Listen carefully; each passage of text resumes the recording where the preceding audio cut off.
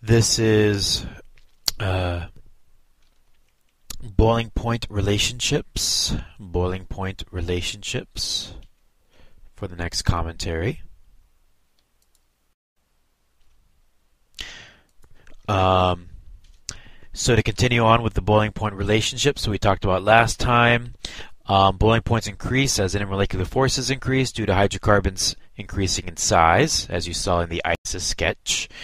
So here we see various cycloalkanes, alkanes, cycloalkenes, aromatics, and increasing in size. Hydrocarbons become less substituted when comparing structural isomers. So in this case, here we have various structural isomers. Notice they have the same molecular formula, different connections.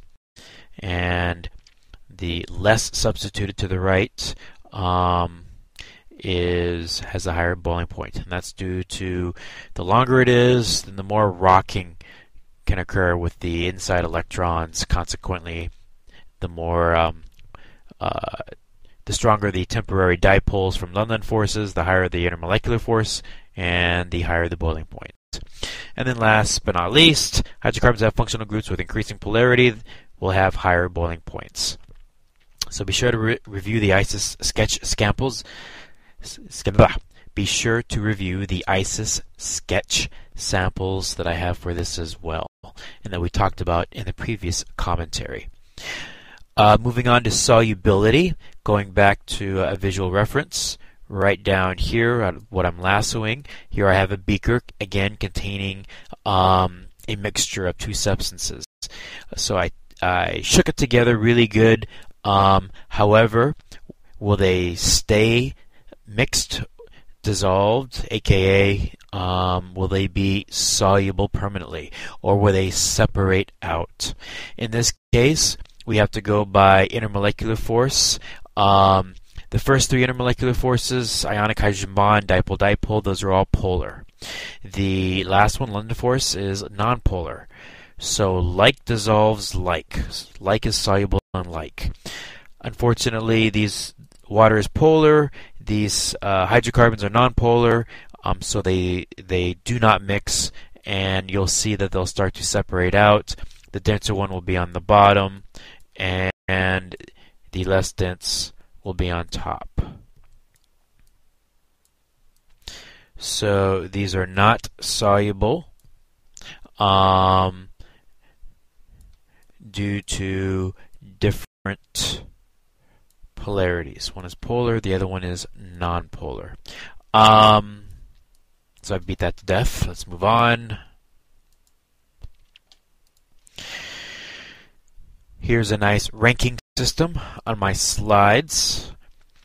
The most polar, obviously, is going to be ionic forces, which we already talked about, hydrogen bond, dipole, dipole. And then, even though I don't have a line here, this is the cutoff.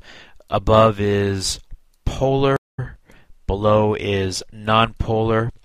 Like dissolves like. So polar dissolve in water really good. Nonpolar dissolves in nonpolar substances such as gasoline really good. There is a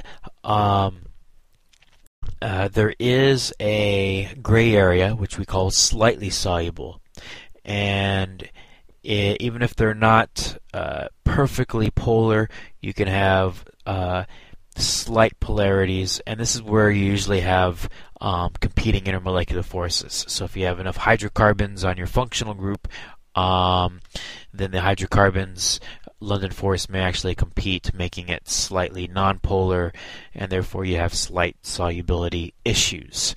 I like to focus on black and white, polar, nonpolar, or I like to focus on ranking. So let's go ahead and see better examples using my ISIS sketch.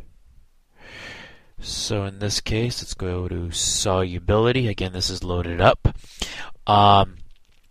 Here are examples right here of substances that are polar. So basically, it requires a mixture. So in this case, we have two different molecule types. But again, ionic, they're both polar, so therefore they're soluble. Hydrogen bond, even though they're different molecules, they're both hydrogen bond, they're polar, they're soluble. Let's go over here. These are molecules that are not soluble. So in this case, ionic force for this one right here, polar. This one over here is aromatic molecule, hydrocarbons, and this is nonpolar. So polar and nonpolar, these are non-soluble. Over here, hydrogen bonding, this is going to be polar. This is going to be London force, nonpolar, not soluble. So nice examples to go through. No real-time error correction on these. Except for this one. This one's just kind of hanging out by itself, so I don't know what that's doing there. It's lonely. I'm going to put it out of its misery. There we go. Let's keep going down here. Here we see examples of here we see various examples, and what happens. How soluble would they be if we put them in water? So in this case, in the very bottom, these would be least soluble. Why? Nonpolar London forest hydrocarbon versus a polar hydrogen bonding water. Polar, nonpolar don't mix, non-soluble. As we go up the line, we see increasing solubility. So this is diethyl ether. And in this case, this is what we call 2-butanone.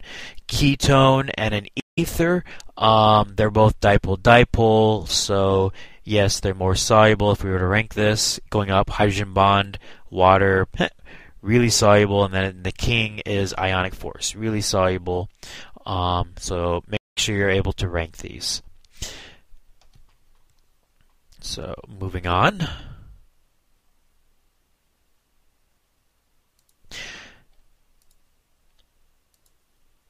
Here are examples of increasing solubility molecules in water.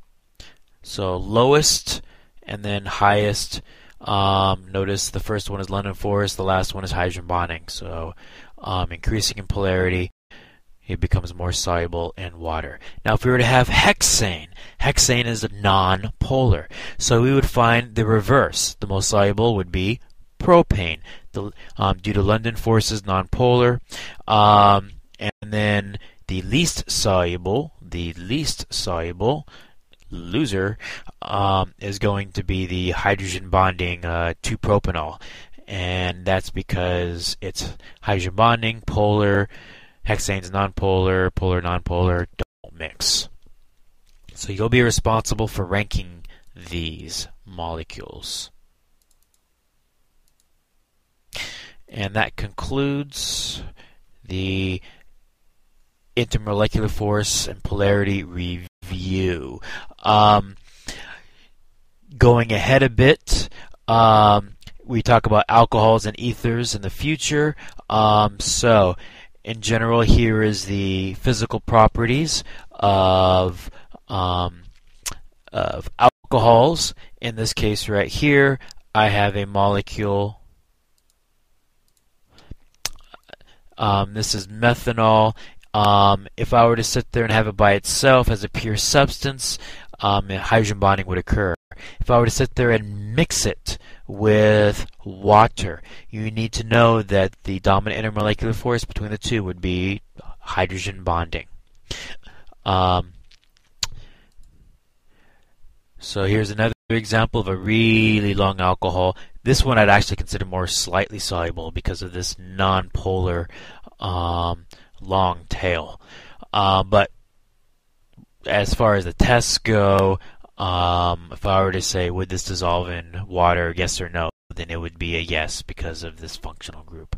I wouldn't put you in this scenario, but here you have a nice example of a slightly soluble molecule due to this really powerful London force due to all these hydrocarbons.